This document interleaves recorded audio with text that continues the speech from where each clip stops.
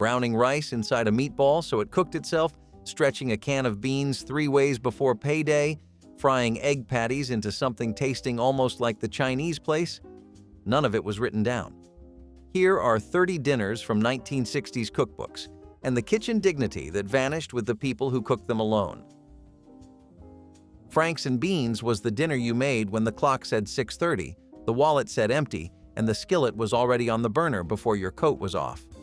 You opened a can of Van Camp's pork and beans, always Van Camp's, the sauce thicker than any store brand, sliced your Oscar Mayer wieners on the diagonal, added brown sugar and a squeeze of yellow mustard, and in 10 minutes had something smelling like a cookout for 30 cents.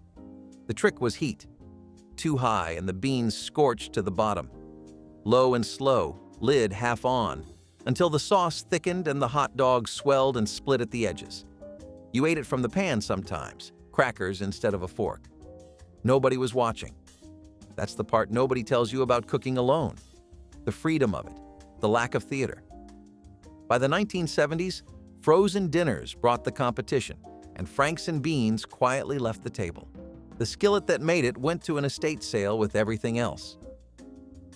The smell of salmon patties hit you before you were fully inside, warm and oceanic, meaning someone was making something out of nothing.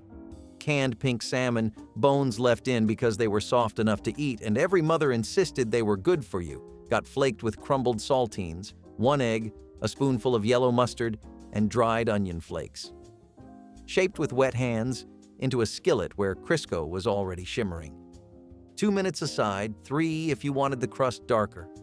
The outside turned copper penny brown. The inside stayed barely warm at center. Tartar sauce if you had it, ketchup if you didn't. A whole generation kept a can of salmon in the back of the cabinet the way they kept a $20 bill in a shoe. Not for every day, but for when everything ran out. Canned salmon cost under 40 cents in the early 1960s. The patties made from it tasted like a cook who knew what to do with 40 cents. Most of those cooks are gone now, and the cans in the back of the cabinet have been gathering dust. The can of corned beef hash told you nothing useful. Dense, brick red, smelling faintly of iron. Anyone meeting it for the first time would have reservations. The people who knew it understood one rule: put it in the skillet and leave it alone. Crumble in with diced onion, spread flat, press lightly, and abandon for 8 full minutes while a dark crust builds on the bottom. Turn once, one time only, let the other side catch. With an egg on top, it was a complete dinner for under a quarter. Armour was the standard, about 19 cents a can in the 1960s. The men who lived on it, the widowers, the newly divorced, the ones on a hot plate in a furnished room, would tell you it tasted fine. Some would tell you it tasted exactly like getting through the week. The egg on top was what made it worth sitting down for. Creamed dried beef had a nickname men who'd served never quite stopped using. Unsuitable for cookbooks, but right at home in kitchens where someone had learned to cook on a military budget. The recipe: a small jar of Armour dried beef soaked briefly in cold water to pull back the salt, torn into pieces, folded into a white sauce of butter, flour, and milk, black pepper, ladled over toast. The toast had to be properly done, golden, not pale, because the sauce soaked through soft bread in 40 seconds flat, and everyone who'd made it more than once knew to watch the toaster. The jar cost about 20 cents. The flour and milk cost almost nothing. It was the meal of men who'd come home from service and never quite returned to spending money the way civilians did, carrying a wartime economy through the 1950s and into the 60s on a budget that existed only in their own kitchens.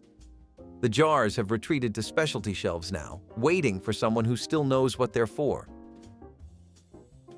Before Hamburger Helper arrived in 1971, people stretching ground beef into a full dinner were already doing it themselves, and in New England, they'd called the result American chop suey for decades, a name with nothing to do with Chinese food and everything to do with the Depression-era habit of giving humble dishes whatever label made dinner sound more interesting. Brown the beef with diced onion, pour in undiluted Campbell's tomato soup and a can of water, bring to a simmer, drop in dry elbow macaroni right in the skillet, stir for 20 minutes. The Encyclopedia of American Food and Drink traces chop suey in American usage to the late 19th century, But the elbow mac version became the signature of New England working-class cooking in the post-war years. The Midwest called it American goulash. Parts of the South called it macaroni red. It fed whoever needed feeding, by whatever name, and left the pot easy to wash. When cooking alone, that mattered almost as much as the eating. The Porcupine meatball looked like a trick and worked like one. Mix ground beef with raw, uncooked rice, dry, straight from the bag, shape into balls, drop into a pot with condensed tomato soup and half a can of water, lid on, simmer 45 minutes. What emerged had rice grains poking through the surface on every side like quills, cooked entirely inside the meat, each grain swollen and soft. The technique came from Depression-era cooks who found that raw rice in a meatball stretched the meat further while adding a texture nothing else could replicate, and it appeared in Betty Crocker's picture cookbook in 1950, one of the best-selling cookbooks in American history. By the 1960s, it was in every budget cookbook in America, recommended for one-person cooking. A half recipe made 3 or 4 meatballs, a complete solo dinner in its own sauce. The trick was leaving the lid completely alone for the full 45 minutes. The people who knew the recipe had been shown how. Everyone else lifted the lid early and wondered why the rice was still crunchy. Potato soup asked nothing and gave back more than seemed fair. 2 potatoes, 1 onion, water to cover, salt, 20 minutes on the back burner. When the potatoes softened, you added milk, butter, a heavy grind of black pepper. The move no cookbook explained well. Mash a few pieces against the side of the pot while leaving the rest in chunks, so the broth thickened without going smooth, and every spoonful had something to bite. It cost under 20 cents in the early 1960s. It was the soup of people living alone after something, a divorce, a death, a child who left and took all the noise. You made it because it filled the kitchen with a plain, honest smell and fed you without requiring thought. She made it every winter. You knew that version by heart, the way she never once measured the milk. The version you make now is close. Every time you sit down alone with it, close is not the same thing. Egg foo young was the exotic dinner you made for pennies, the meal that let someone in a studio apartment feel, briefly, like the takeout window was open just for them. The recipe appeared in 1960s cookbooks everywhere, Better Homes and Gardens, Betty Crocker, women's magazines, because Chinese-American food had become something home cooks wanted to approximate without going out. Beat eggs with drained canned bean sprouts, sliced scallions, a spoonful of soy sauce, and whatever cooked chicken sat in the refrigerator, then fry small patties in oil until the bottoms browned. The brown gravy, beef broth thickened with cornstarch, a little soy for color, went poured over the top. The dish had roots in Cantonese cooking, but the American home version was its own invention, softer and adapted to whatever the cabinet held. The women who made it wrote the recipe on index cards and gave copies to their daughters.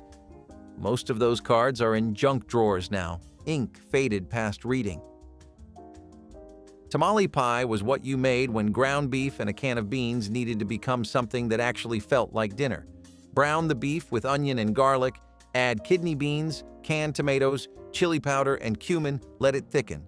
Pour a cornbread batter over the top, cornmeal, flour, egg, milk, bake at 400 degrees for 25 minutes. The recipe had circulated in American cookbooks since the 1930s, when Midwestern agricultural extension pamphlets recommended it as a practical way to stretch inexpensive ground beef. By the 1960s, it appeared in budget cookbooks nationwide, often noted as makes 2 meals. The genius was the crust. It absorbed the chili juices from below while baking, so the bottom was dark and moist and spiced while the top stayed dry and crisp. 2 completely different textures in the same dish. You had to decide which half you wanted first. Both choices were right, and you never quite made up your mind before the dish was empty. The box of Rice-a-Roni had been in American cabinets since 1958, and by the early 1960s, it had become the standard dinner for anyone cooking alone who wanted something that felt more like cooking than it was. The technique was everything. Melt butter in the skillet, add the dry rice and broken vermicelli from the box, and toast them together, stirring constantly until the pasta turned amber and the rice went translucent. Then water, then the seasoning packet, lid on, heat down. Those 2 minutes of dry toasting gave the dish a nutty depth that plain boiled rice never had. The step people who didn't know the rule always skipped, wondering later why theirs tasted flat. Golden Grain Company developed the original in San Francisco, after co-founder Vince DeDomenico watched a neighbor combine rice and pasta in the early 1950s. 19 cents a box. You could eat it plain. You could pull in a leftover chicken thigh and call it a proper dinner. Either way, it was ready before you finished changing out of your work clothes. If Rice-a-Roni was what you made when the cabinet was stocked, cream of mushroom pork chops was what you made when the refrigerator held exactly 1 pork chop and a single can of Campbell's. Season the chop, brown it in butter, move it to a baking dish, pour the condensed soup directly over the top, undiluted, straight from the can, and bake at 350 degrees for 30 minutes. The steam and the meat's own moisture thinned the soup to a sauce, and the chop came out tender, sitting in a pale gravy you mopped up with bread. Campbell's had been suggesting this combination since the early 1950s, and by the 1960s it appeared in household recipe files under names like Company Pork Chops, even when the only company was the cook. The knowledge that 1 can and 30 minutes could turn a thin pork chop into something genuinely good traveled neighbor to neighbor over back fences, written on cards, shared in parish newsletters. Then it just stopped being passed.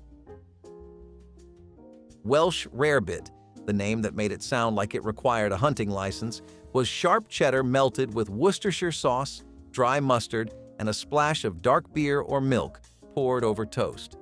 The dish had been an English tavern staple since the 18th century, appearing in cookbooks as Welsh rabbit as early as 1725, and crossed into American kitchens as a dignified supper for the person who had cheese, bread, and little else.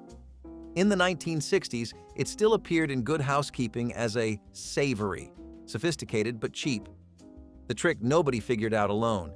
Heat had to stay low and the cheese stirred constantly, never boiling, or the sauce broke into a greasy slick and a rubbery lump. You learned this once, by ruining it. Then you never forgot the temperature.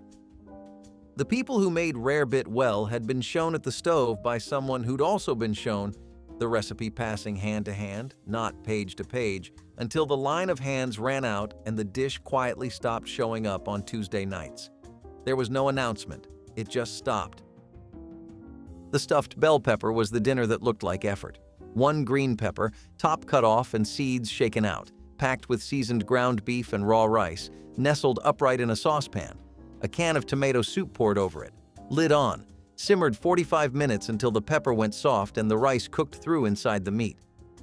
1 pepper was exactly the right amount for 1 person, and it looked, on a plate, like someone had thought it through. The pepper cost about 5 cents. The ground beef cost maybe 20.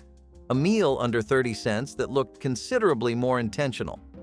She always made 2, though, even when it was just her. 1 for dinner, 1 kept warm on the back of the stove in case someone stopped by. Nobody stopped by. The second pepper went into the refrigerator and she ate it for lunch the next day, alone, which was not the same as having made it for someone and always would be. The trick with tomato soup rice was that you never added plain water. You poured condensed Campbell's directly into the skillet with a cup of long grain rice, diced onion, a strip of green pepper, and enough chicken broth to make the ratio right, then covered it and left it on low for 20 minutes. The rice absorbed everything, the tomato, the salt, the sweetness of the onion, and came out a pale orange red, each grain separate, faintly sticky at the edges. The people who grew up eating this called it Spanish rice, even though no one in Spain would have recognized it, and every household had a different version. Some added ground beef, some used beef broth, some added diced tomatoes alongside the soup. The version made with nothing but soup and rice cost almost nothing and kept in the refrigerator for 3 days. It appeared in 1960s budget cookbooks under meatless main dishes, with the suggestion to stretch it by adding a poached egg on top. Most people just ate it plain, standing at the stove. Before anyone called it high protein or put it on a diet plate in a magazine with a sprig of mint, cottage cheese with canned fruit was simply what you ate when you didn't want to cook. A scoop of Breakstone's cottage cheese, a ring of canned pineapple, or a half peach from a Del Monte can, a few crackers on the side, and dinner was done. Women's magazines in the early 1960s promoted this combination as the sensible modern supper. Light, affordable, no dishes to speak of. Men who lived alone ate it because the cottage cheese cost 40 cents and the fruit can lasted 3 servings. Nobody talked about it much. It was the dinner that didn't feel like a real dinner, the thing you ate when you were too tired or too alone to stand at the stove. Most of the people who ate it regularly never mentioned it to anyone. It was their private arrangement with a Tuesday night. The sardine supper was never one anyone admitted to unless they were alone. A flat tin of oil-packed sardines, King Oscar was the brand most swore by, Norwegian, small silver fish packed tight, opened and laid on saltines with thin rings of raw onion and black pepper, eaten directly off the tin. It tasted of salt and oil and the sea, and it was done in 4 minutes. In the early 1960s, a tin of King Oscar sardines cost about 15 cents. The men who ate them, working men, older men, men who'd grown up poor and never lost the habit of cheap and simple, kept tins in a desk drawer at work, in the cabinet next to the radio, wherever a small rectangle of protein could fit. The flat smell that hit the room when the tin opened, the way you stood rather than sat because it wasn't technically a proper meal. Those habits went entirely underground when the last generation that did them without self-consciousness stopped being around to do it. Hot dogs baked in cheese sauce had no pretensions and required none. Split the wieners lengthwise, lay them cut side up in a small baking dish. Pour over a sauce made from melted Velveeta thinned with cream of mushroom soup and a splash of milk. Bake at 375 degrees for 20 minutes until the cheese bubbled and browned at the edges and the hot dogs puffed and curled. The Velveeta softened into something genuinely good, warm and savory in a way that transformed a package of wieners into something requiring a fork. Velveeta had been sold in America since 1928, marketed initially as a healthful pasteurized cheese product, and by the 1960s it had become the pantry workhorse for this kind of weeknight cooking. You could make the sauce while the oven preheated. Dinner on the table in 25 minutes. Nobody was impressed. Nobody needed to be. Haluski traveled into American budget cooking in the suitcases of Polish and Slovak immigrants who arrived in the steel towns of Pennsylvania and Ohio in the early 20th century. And by the 1960s, it had settled into the weekly rotation of working-class households from Pittsburgh to Cleveland. The technique was patience. Cabbage sliced thin and cooked in butter over low heat for 20 to 30 minutes until it softened and caramelized and turned pale gold. Then egg noodles, boiled and drained, tossed into the same pan with another tablespoon of butter, salt, and black pepper, every noodle coated. The whole meal cost under 30 cents. The people who made it had learned from their mothers, who had learned in another country entirely, carrying the recipe in their hands rather than on paper. It still appears at church basement fundraisers in certain Pennsylvania towns. Everywhere else, it slipped away when the generation that cooked it stopped cooking. Mock apple pie required no apples and tasted, to anyone who hadn't been told, almost exactly like the real thing. The filling was Ritz crackers, about 36 of them, broken into a pie shell, covered with a syrup made from water, sugar, cream of tartar, and lemon juice, dotted with butter and dusted with cinnamon before the top crust went on. The cream of tartar mimicked the tartness of cooked apples. The crackers softened in the syrup and took on a texture nearly indistinguishable from stewed fruit. The recipe appeared on Ritz cracker boxes from at least the 1930s, invented when apples were expensive and crackers were not, and it stayed there through the 1960s. People who knew the trick had a quiet pride about it. People who didn't, who took a slice and asked what kind of apples were used, were never corrected until after the second piece. If the mock apple pie was the outer limit of the Depression-era trick, turning nothing into something edible, navy bean soup with a ham hock was the other end of that tradition. Not clever, not disguised, just honest and filling and worth every hour it took to make. Dried navy beans soaked overnight, then simmered for 3 or 4 hours with a ham hock, diced onion, celery, and a bay leaf until the beans broke down and thickened the broth. The beans cost about 12 cents a pound in the early 1960s, the ham hock another 15. The whole pot fed one person for 3 or 4 days and improved each day, which was the real economy of it. Cooking on Tuesday was also cooking for Thursday. The Senate bean soup, made with this same navy bean and ham base, has been served continuously in the United States Senate dining room since 1903. The version made in a small apartment on a single burner tasted just as good and cost considerably less. Egg drop soup was 5 minutes from cold pot to full bowl, and the outcome depended entirely on one motion: how you poured the egg.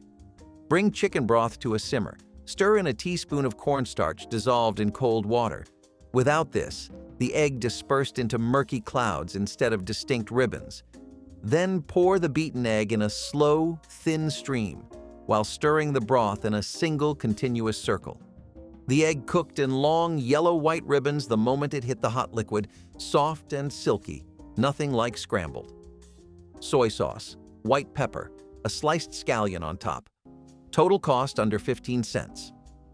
The recipe appeared in 1960s women's magazines and in the Better Homes and Gardens new cookbook as an entry into Chinese home cooking requiring almost no prior skill, except the pouring motion, which you either learned or you didn't.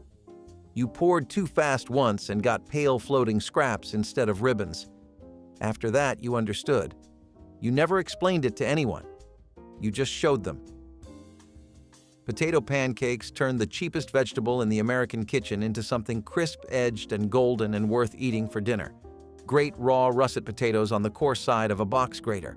Quickly, before the starch oxidized and turned the shreds gray, squeeze out as much water as possible through a dishcloth, which was the step most people underestimated, and mix the dry shreds with a beaten egg, flour, salt, and grated onion. Drop spoonfuls into a cast iron skillet with bacon drippings already hot, press flat, and leave them alone for 4 minutes while the bottom sets into a lace-edged crust. The drippings cost nothing. They lived in a coffee can on the back of the stove, a resource that anyone who cooked from the 1940s onward understood without being told.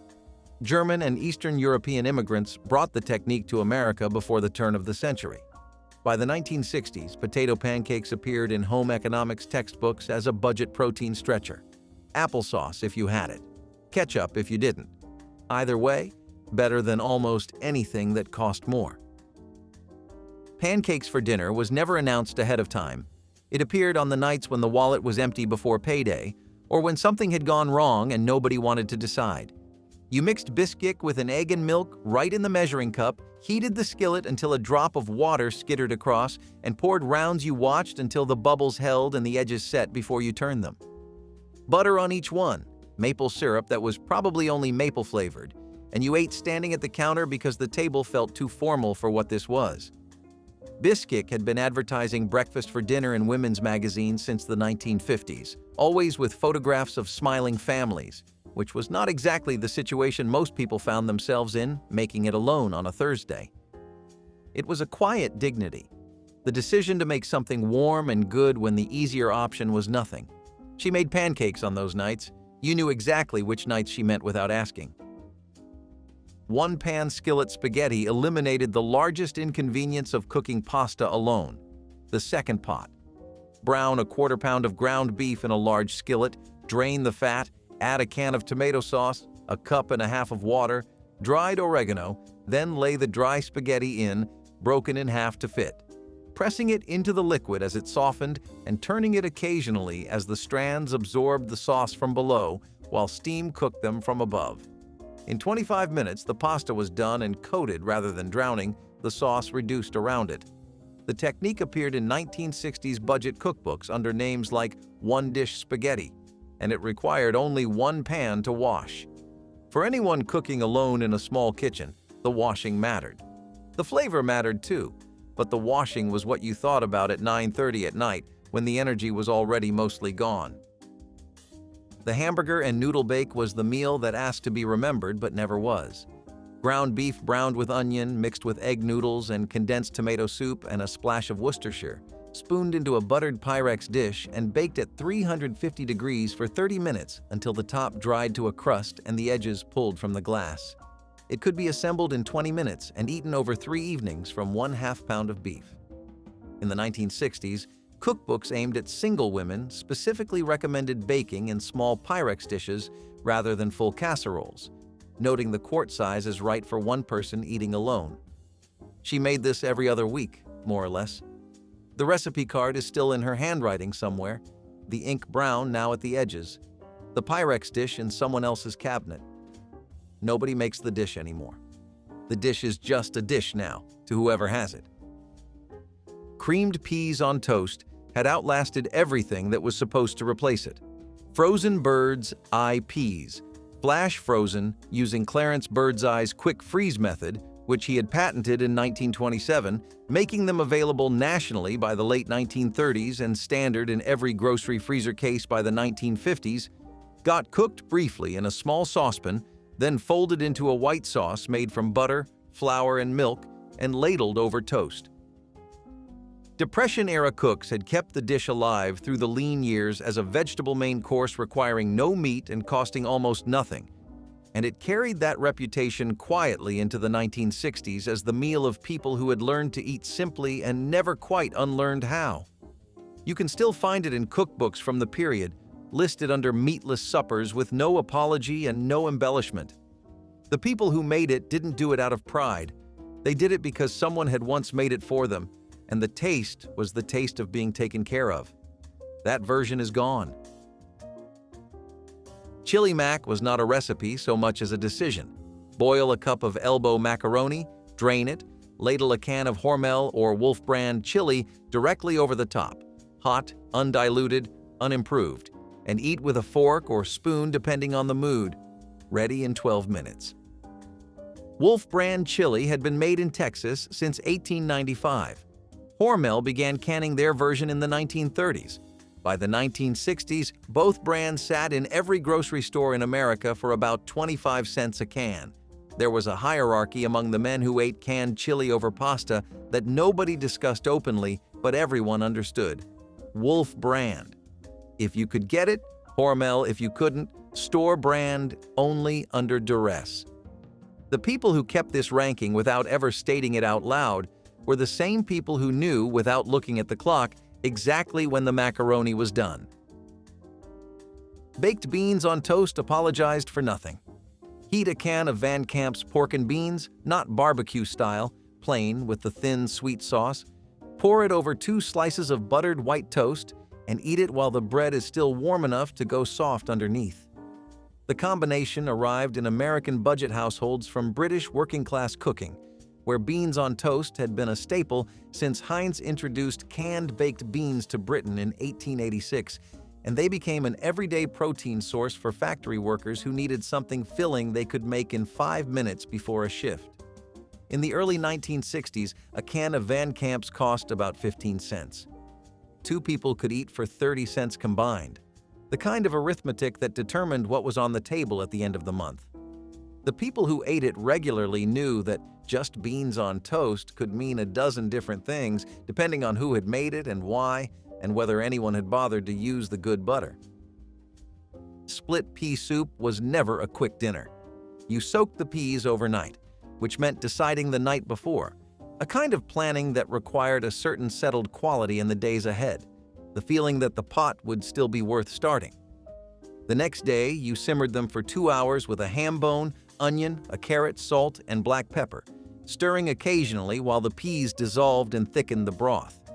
Dried split peas cost about 10 cents a pound in the early 1960s. The ham bone was usually free, saved from a previous meal because no one who cooked alone threw away a bone with anything left on it. The soup kept for 4 or 5 days and tasted better each day. The women who made it regularly knew it by the sound at the end, the way the bubbles slowed and changed tone, and turned the heat off without looking at a clock. That knowledge is quieter now than it used to be. Cottage pie was the dinner that turned leftovers into something intentional. Browned ground beef with onion and vegetables, thickened into gravy with flour and beef broth, spooned into a small baking dish and topped with leftover mashed potatoes pressed flat, then slid under the broiler for 5 minutes until the surface blistered and browned in patches. The term cottage pie appears in print as early as 1791. referring to the inexpensive cuts and root vegetables that rural British workers could afford, and it crossed into American homes quietly. The key nobody wrote down: draw fork lines across the mashed potato top before broiling, so the ridges brown while the valleys stay soft, and every bite has both at once. You didn't figure that out yourself. Someone showed you. That person is gone. The fork is still in the drawer. Chicken fried rice with canned chicken delivered a satisfying stir-fry that used pantry staples to create takeout flavor in record time. Day-old rice separated beautifully in a hot skillet coated with a thin film of oil, each grain absorbing the smoky heat. Diced onions, carrots, and peas added color and sweetness, sizzling as they released their fragrance. A can of cooked chicken provided tender meat with no extra prep, breaking apart into savory shreds that mingled with the vegetables. A quick splash of soy sauce and a sprinkle of garlic powder tied everything together, while scrambled eggs folded in at the end brought richness and body. The result was a meal that tasted carefully crafted yet came together in less than 15 minutes, perfect for evenings when energy ran low but appetites ran high. Families loved how it stretched a small amount of protein across several generous portions while clearing the fridge of leftover rice. Each spoonful offered the comfort of home and the excitement of a restaurant favorite, a reminder that great flavor does not require a long list of fresh ingredients when skill and heat meet simple planning. Canned chili over saltines was the kind of quick meal that got dinner on the table fast with hardly any effort, especially when the cupboards were running bare. You opened a can of chili, heated it on the stove, and spooned it over a pile of saltine crackers. That was all there was to it. It might sound plain now, but back when budgets were tight and groceries were stretched thin, this quick, salty, filling meal showed up on plenty of kitchen tables. The saltines soaked up the chili, adding crunch and making a small amount of food go a whole lot farther. Some folks dressed it up with shredded cheese or onions if they had them, but most kept it simple and practical. You would find this recipe clipped from old magazines, scribbled in community cookbooks, or passed along by word of mouth from one busy family to the next. It was never about being fancy. It was about keeping everyone full with what little you had. Today, it is one of those forgotten meals. But for plenty of homes back then, canned chili over saltines made dinner happen fast. Hamburger crumble over mashed potatoes felt like a backwards meatloaf, and that was exactly the point. Instead of baking everything together, Grandma browned the ground beef in a skillet, sometimes with onions, sometimes with just salt and pepper. Then she would whip up instant mashed potatoes or use leftovers from the night before. The beef went right on top, hot, greasy, and just barely seasoned, soaking into the potatoes like gravy. It was fast. It was easy. It was the kind of dinner you made when nobody could agree on anything but they all needed to eat. No ketchup glaze, no breadcrumbs, just the bare bones of a meat and potatoes meal.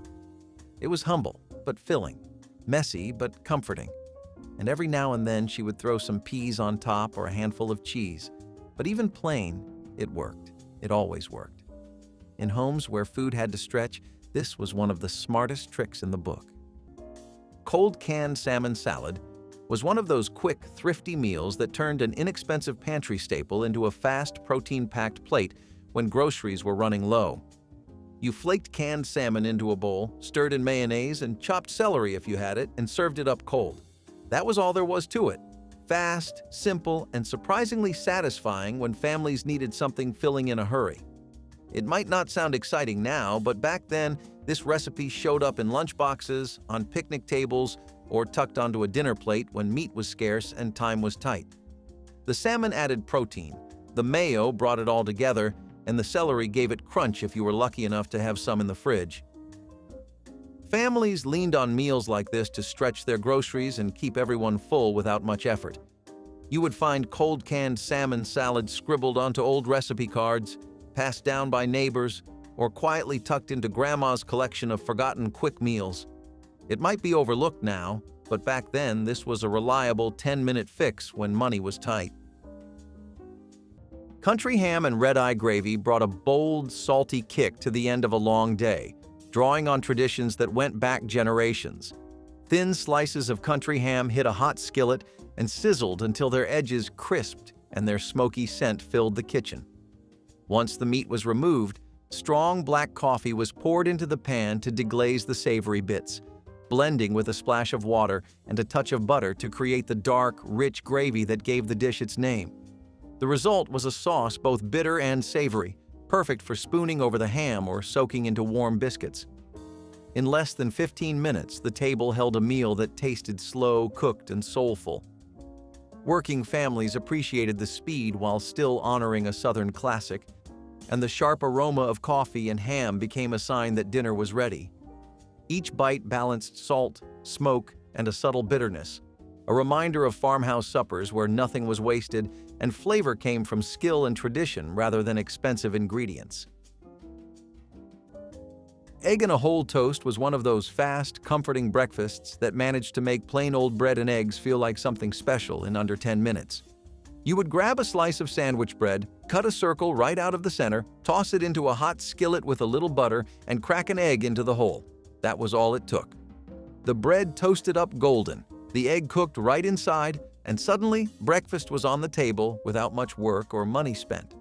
Families leaned on meals like this when mornings were hectic, paychecks were stretched thin, and everyone still needed a hot meal before heading out the door. It was a staple for school days, early church mornings, or whenever groceries were low but hunger was high.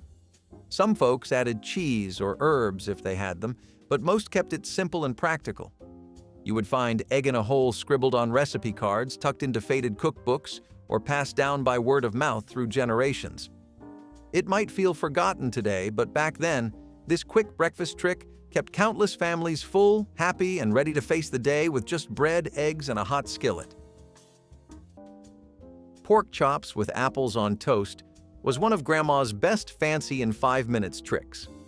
She would take a thin cut of pork, season it with salt and pepper, and pan-fry it in butter until golden brown and just cooked through. Meanwhile, she would warm up canned or stewed apples, sometimes spiced with cinnamon or cloves. A thick slice of toast would go down on the plate first, then the pork chop, and finally a generous spoonful of those sweet, soft apples on top. It looked like something you would get in a country diner, but it took less than 10 minutes in her kitchen. The toast soaked up the juices. The pork brought the savory. The apples added just enough sweetness to make it feel special. No one called it gourmet, but no one left a bite behind either. It was a clever mix of pantry staples and leftover odds and ends, dressed up just enough to make you sit a little straighter at the table. And it reminded you, even a 10-minute dinner could feel like something worth slowing down for. Pimento cheese on saltines was a Southern staple that turned a few pantry ingredients into a quick, satisfying snack when groceries were running thin. You mixed up pimento cheese, usually some shredded cheddar, mayonnaise, chopped pimentos, and spread it over saltine crackers. That was it. 10 minutes or less, and you had something creamy, salty, and packed with flavor to hold you over until dinner. It might sound simple now, but back then, this little recipe kept homes running when budgets were stretched and time was short. The saltines gave it crunch, the pimento cheese added richness, and together they made a snack that showed up at school lunches, church picnics, or as a quick fix on busy afternoons. You would find this recipe scribbled onto old note cards, tucked in faded cookbooks, or passed down through generations of families who knew how to make the most of what they had. It might be forgotten today, but for plenty of folks back then, pimento cheese on saltines was a fast, filling favorite that saved the day more than once. Meatball sub with jarred sauce turned a simple grocery shortcut into a filling dinner that satisfied every craving for Italian flavor without a long simmer. Pre-made meatballs went straight from the freezer into a skillet of bubbling jarred marinara, their aroma mingling with garlic and herbs as they heated through. Crusty sandwich rolls toasted under the broiler until the edges crisped and the centers stayed soft. As soon as the meatballs were hot and coated in rich sauce, they were spooned into the warm rolls and showered with shredded mozzarella that melted instantly. The result was a hearty sandwich with tender meat, tangy tomato, and gooey cheese in every bite, ready in less time than it took to set the table. Families loved how it felt like a deli treat even on a rushed weeknight, while kids enjoyed the messy fun of eating it with both hands. Each sub tasted slow-cooked and special, proof that smart shortcuts can create a dinner worth gathering around, bringing warmth and satisfaction to the end of a long day without draining time, energy, or budget. One pan, one jar, and a handful of rolls delivered comfort that lingered well past the last bite. Sardine and onion sandwiches were one of those quick, no-frills meals that filled hungry workers up fast and showed up in plenty of lunch pails across America. You opened a tin of sardines, laid them on rye bread, added some raw onion slices, and that was it. Simple, salty, and ready in under 10 minutes. It might sound harsh now, but back when protein was hard to come by and groceries were scarce, this was a go-to meal. The sardines gave you the protein, the onions added bite, and the rye bread kept you full. You would find this sandwich scribbled into old cookbooks, passed around among factory workers, or tucked into lunch boxes for folks heading out the door. It was never fancy, but it worked. Today, most people have forgotten how handy meals like this were, but back then, sardine and onion sandwiches helped plenty of families stretch what little they had and stay full through long, hard days. Bologna and egg scramble was the go-to dinner when breakfast never quite happened and lunch was already a blur. It started with slices of bologna, thick and pink and curled at the edges, hitting the hot pan with a sizzle. Grandma would brown them until they crisped at the edges, then crack in a few eggs and give it all a quick scramble. No measuring, no garnish, just protein and grease and flavor. Sometimes she would add a little shredded cheese if she had some, but it was not necessary. This was about getting food on the table without making it a project. The bologna gave the eggs a smoky, salty edge, and the eggs softened everything just enough to go down easy. Served in bowls, over toast, or straight from the skillet, no one ever walked away hungry. It was simple, dependable, and tasted a whole lot fancier than it had any right to. You could make it in 10 minutes, clean up in 5, and be done with the day before the sun went down. Some meals were special because they were rare. This one was special because it was always there. Peanut butter and sweet pickle sandwiches were one of those strange combinations that somehow became a regular part of vintage kitchen routines. You spread creamy peanut butter on soft sandwich bread, added sliced sweet pickles, and pressed it together. That was it. Quick, crunchy, and a little tangy with just enough sweetness to balance it out. It sounds odd now, but back then it was a favorite for busy lunches, quick after-school snacks, or when there was not much else in the pantry. The peanut butter gave it richness, the pickles added bite, and together they made a sandwich that stuck to your ribs and kept you going. You would find this one scribbled in old recipe boxes passed around at church picnics or quietly tucked into Grandma's cookbook among the other quirky 10-minute meals. Families leaned on this recipe because it came together fast, filled you up, and used ingredients most people always had on hand. It might be forgotten now, but for plenty of households back then, peanut butter and sweet pickle sandwiches were a surprising lifesaver when time and money were both running short. Ranchero bean tostadas brought the lively spirit of a cantina to the weeknight table using only a few ingredients. Crisp corn tortillas toasted under the broiler formed a sturdy base for creamy refried beans straight from the can, warmed with a dash of cumin and a spoonful of diced tomatoes. A quick sprinkle of shredded cheddar melted under the heat, creating a golden crust that held everything together. Fresh salsa, sliced jalapenos, and a handful of chopped cilantro added color and brightness, turning a simple pantry meal into a vibrant feast. In less than 15 minutes, each tostada emerged hot and ready, inviting everyone to add their favorite toppings like sour cream or diced avocado.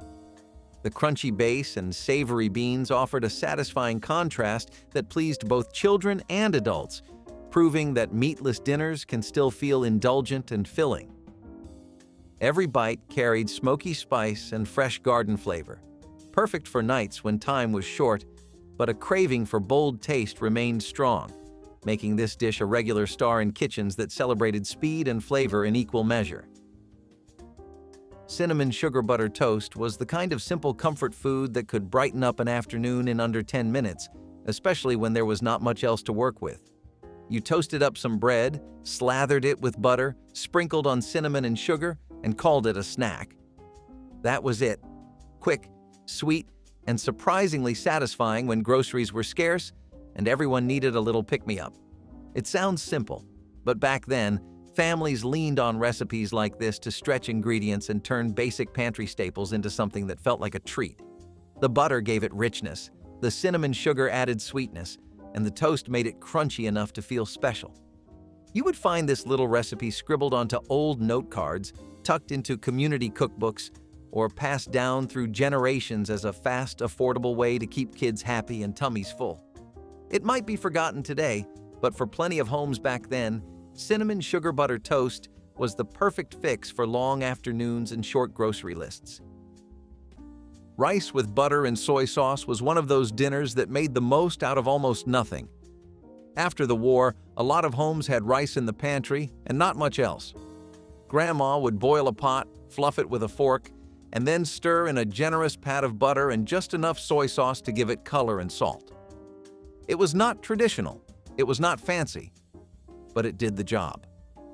The butter gave it richness, the soy sauce gave it depth, and together they turned a plain grain into something worth sitting down for. You could eat it on its own or serve it beside scrambled eggs, canned vegetables, or the last spoonful of meat from the night before. It was a filler, yes, but a warm, flavorful one that somehow tasted better the more you needed it. This dish was quiet comfort, the kind that showed up when no one else did and still managed to make you feel full. And that is why it stayed in rotation, long after things got better. Sometimes the best meals were the ones that asked for the least. Jelly roll-ups on white bread were a quick, sweet little snack that kept plenty of kids going when there was not much else to pack in their lunchbox. You took a slice of sandwich bread, rolled it flat with a rolling pin or a glass, spread on jelly, and rolled it up tight. That was all there was to it. It sounds simple now, but back then, this was the kind of treat that showed up when families had to stretch every dollar. It was fast, easy, and made use of pantry staples that were always on hand.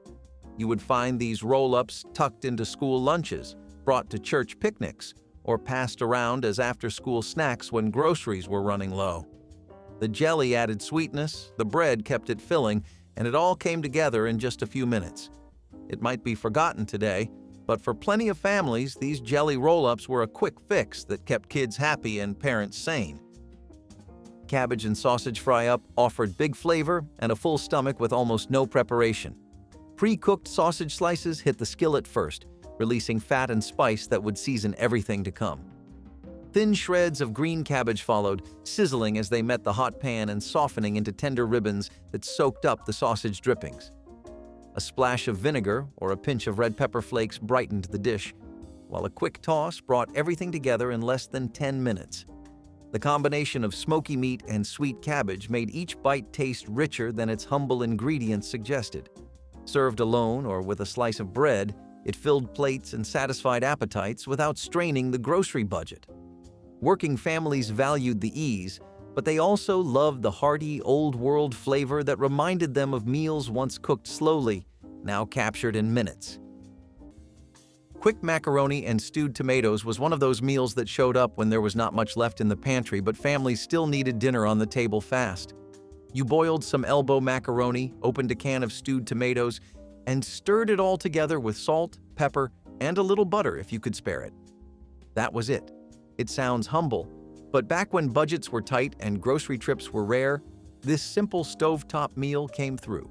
The pasta filled you up, the tomatoes added flavor, and it all came together in under 10 minutes. You would find recipes like this scribbled in old cookbooks, passed down from one generation to the next, or clipped from women's magazines that promised fast, filling meals on a shoestring budget. It might seem plain now, but quick macaroni and stewed tomatoes helped plenty of families stretch their groceries and make dinner happen, even on the hardest days. Ham and cheese biscuit sandwiches turned leftovers into a satisfying handheld meal that tasted like a weekend treat even on the busiest night. Flaky biscuits baked from a can or quickly mixed from scratch rose high in the oven while slices of baked ham warmed in a skillet. As soon as the biscuits were golden, they were split open and layered with the savory ham and slices of sharp cheddar or mild American cheese. A few minutes back in the warm oven melted the cheese into a gooey blanket that glued everything together. The salty ham, buttery biscuit, and rich cheese made a perfect combination that required no side dish and no long wait. For families coming home late, this sandwich was both supper and comfort, a way to turn yesterday's roast into tonight's fast feast. Children grabbed them hot from the tray, and the memory of that warm bite remains an echo of efficiency and home-style pleasure. Grape jelly meatball skillet might sound like a strange mix now, but back then, it was one of those quirky, sweet, and savory meals that showed up fast and stretched what little meat you had. You browned some mini meatballs in a skillet, poured in grape jelly and a splash of mustard, and let it all bubble together. In 10 minutes flat, dinner was ready. It was sweet, tangy, salty, and surprisingly filling. Families leaned on recipes like this because they turned a small amount of ground beef into a meal that felt bigger than it was. You could find this in old church cookbooks, clipped from women's magazines, or scribbled onto recipe cards tucked in drawers. It was not about fancy ingredients. It was about getting something warm, satisfying, and a little fun onto the table, fast. Today it feels forgotten, but back then, this sweet skillet meal kept homes running during the toughest weeks. Quick tomato and rice soup was less of a recipe and more of a family habit. It started with canned tomato soup, the kind that came in a red and white can and waited patiently in your pantry for its moment. Instead of milk or water, Grandma would stir in leftover rice from the night before, just a scoop or two, enough to bulk it up and stretch it across the whole table. The rice gave it body, the soup gave it flavor, and together they made something more than the sum of their parts. It simmered on the stove while she folded laundry or paid bills at the kitchen table. It was the smell that told you dinner was ready, not the clock. No one complained that it was simple. In fact, that was the point. You could top it with cheese, swirl in a bit of cream, or eat it plain with saltines on the side. Whatever the case, it went down smooth, warmed you up fast, and made a long day feel less heavy. It might not win any ribbons, but it won over every empty stomach it ever met. Egg and potato. Hash turned scraps into a filling supper that could be on the table before the day's stories were finished. Leftover boiled potatoes were diced and tossed into a hot skillet with a bit of butter until their edges crisped to a golden brown. Eggs were cracked directly over the sizzling potatoes, their yolks breaking to coat each bite in a rich sauce as they cooked. A sprinkle of salt, pepper, and maybe a dash of paprika was all it needed. The aroma of frying potatoes and eggs promised satisfaction and thrift, a meal built from yesterday's extras and today's needs. Served straight from the pan, the hash invited everyone to eat family style, forks clinking as the steam rose. It proved that speed never had to sacrifice comfort and that the best dinners often came from making the most of what was already on hand. Cold spaghetti with Italian dressing was one of those forgotten leftover tricks that stretched a single meal into something new without much time or money spent. You would take last night's spaghetti, rinse it off if needed, toss it in a splash of bottled Italian dressing, and that was dinner or lunch, ready in under 10 minutes. It sounds plain, but back then, this was an easy, thrifty way to keep food from going to waste and keep everyone fed. Families leaned on recipes like this when grocery lists ran short and leftovers became the next meal. The dressing added tang, the pasta filled you up, and it all came together cold, quick, and satisfying. You would find cold spaghetti with Italian dressing scribbled in community cookbooks, passed along at potlucks, or quietly traded between neighbors looking for affordable meal ideas. Some folks tossed in vegetables or cheese if they had any left, but most kept it simple and practical. It might feel forgotten now, but back then this cold pasta salad was a staple for families trying to stretch their meals, save their money, and still have something satisfying on the table without turning on the stove. Sloppy Joes had already earned their place in the American kitchen by the time Grandma figured out how to make them faster. Instead of hamburger buns, she grabbed slices of toast, whatever white sandwich bread was left in the bread box. Ground beef got tossed into the skillet with a little onion, then drowned in a quick mix of ketchup, mustard, and a pinch of sugar if you had it. No special seasonings, no packets, no fuss. Once the mixture was bubbling, it got spooned right over the toast and served just like that, open-faced, hot, and ready to fall apart in your hands. That was half the fun. It dripped, it stained your fingers, and it always tasted better the messier it was. This was a dinner for families who were too tired to sit proper but still wanted to eat together. It was loud, quick, and honest. And even though it came from a time of tight belts and short patience, it tasted like something you might pay good money for at a diner today. That is the thing about Sloppy Joe toast. It always fed more than just your stomach. Skillet hot dogs with onions and peppers brought the flavor of a street cart into the kitchen without the need for a grill. Hot dogs were scored and browned in a cast iron pan, while sliced onions and bell peppers sautéed beside them in a little butter and salt. The vegetables softened and caramelized, releasing a sweetness that mingled with the smoky scent of the searing meat. Split rolls were toasted directly in the same pan to catch every bit of flavor. In less than 10 minutes, the hot dogs were nestled into the warm bread and piled high with the pepper and onion mixture. A quick dinner that felt indulgent and hearty. Families loved the one-pan cleanup and the way the dish fed a group with minimal effort. Each bite carried the taste of summer fairs and city sidewalks, proving that even a humble hot dog can become a meal worth remembering when time is short and hunger is strong. Mayo and lettuce sandwiches were one of those simple, no-nonsense Depression-era meals that somehow filled you up when there was not much else to work with. You slapped some mayonnaise on soft sandwich bread, added a few crisp iceberg lettuce leaves, and called it lunch. That was it. It might sound plain today, but back when grocery shelves were bare and paychecks were stretched thin, this quick little meal showed up on a lot of kitchen tables. Families made do with what they had, and mayonnaise gave the sandwich some fat and flavor while lettuce added crunch and made it feel fresh. It was cheap, fast, and surprisingly satisfying when times were tough. You would see it scribbled onto old recipe cards or passed down through word of mouth as a quick lunch fix that cost next to nothing. These sandwiches are mostly forgotten now, but back then, they were a lifesaver that came together in under 10 minutes. Salmon patties with saltine crumbs were a classic end-of-the-week dinner, the kind of meal you made when the fridge looked sad and the meat was long gone. Canned salmon was a miracle in itself, cheap, shelf-stable, and packed with enough protein to make you feel like you had not missed a step. Grandma would mix it up with crushed saltine crackers, a beaten egg, and maybe a sprinkle of onion or celery if there was any left. She would form them into small patties and fry them in the same pan that had seen 5 meals already. The result? Golden, crispy outsides with soft, savory centers. They had just enough flavor to make you forget they came from a can and not the sea. Served with peas or creamed corn, or just a dollop of mayonnaise on the side, it was the kind of humble meal that never needed applause. It showed up quietly, did its job, and vanished without complaint. But it left everyone full and just a little more hopeful. That is what dinner was supposed to do. Not impressed, not sparkle, just comfort. And that is exactly what these little salmon cakes delivered. Minute steak with onion gravy delivered the taste of a slow Sunday supper in a fraction of the time. Ultra-thin beef steaks hit a hot skillet and browned within moments, releasing a rich aroma as they seared.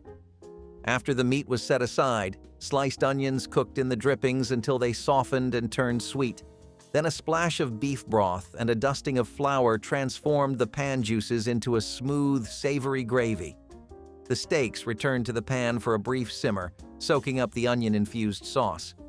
Served with buttered toast or a mound of mashed potatoes, the dish tasted like comfort that had taken all afternoon even though it was ready in less than 20 minutes. Families appreciated its hearty flavor and quick cleanup, while the fragrant gravy made the kitchen smell welcoming and warm. Each forkful combined tender beef and silky onions, a reminder that a satisfying meal does not require hours of preparation when technique and simple ingredients come together perfectly. fried potatoes and onion skillet was a fast, hearty stovetop meal that showed up in countless kitchens when times were tough and bellies needed filling without much fuss or money. You would slice up potatoes, chop some onions, heat a little oil or butter in the skillet, and fry everything until golden and crispy. That was it. It sounds simple now, but back when groceries were scarce and time was short, this was a meal that worked. The potatoes filled everyone up, the onions added flavor, and the skillet turned humble pantry staples into something hot, hearty, and satisfying. Some folks added eggs, bacon, or herbs if they had them, but most kept it practical and affordable. You would find this recipe scribbled on old note cards, tucked into Grandma's cookbooks, or passed down by word of mouth through generations of families who knew how to stretch every last ingredient. Fried potatoes and onions might seem forgotten today, but back then, it was a reliable fix for hungry families trying to make groceries last, keep dinner on the table, and survive the lean weeks when every meal counted just a little more. These dinners kept people alive and asked nothing in return. No applause, no audience, no one to notice that the table was set for one. If a dish or a name brought someone back, leave it in the comments below.